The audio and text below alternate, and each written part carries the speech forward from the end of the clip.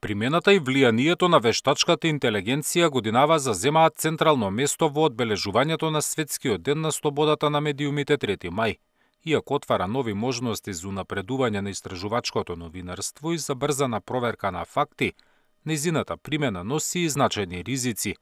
Подложна е на генерирање дезинформации, лажни вести и манипулативни видеа и фотографии.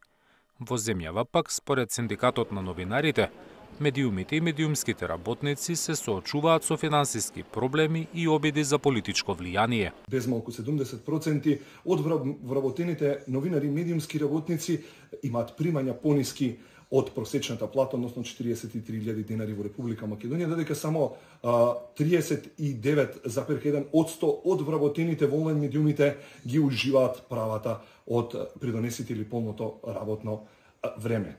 Да, немаме заробени медиуми, немаме убиени новинари оваа година, но имаме малтретирани, шиканирани, имаме новинари кои се соочуваат со дискриминација, новинари кои и новинарки кои страдаат од закани. Порака по повод Денот на слободата на медиумите, упати Европската комисија според која слободата и плурализмот се основни принципи на просперитетните демократии. Комисијата стои зад новинарите и силно ги поддржува во тоа безбедно и сигурно да ја извршуваат својата работа. Ја зајакнуваме нашата поддршка и заштита на независните медиуми и новинари, намалувајќи го притисокот и неетичкото однесување што ја загрозуваат нивната работа.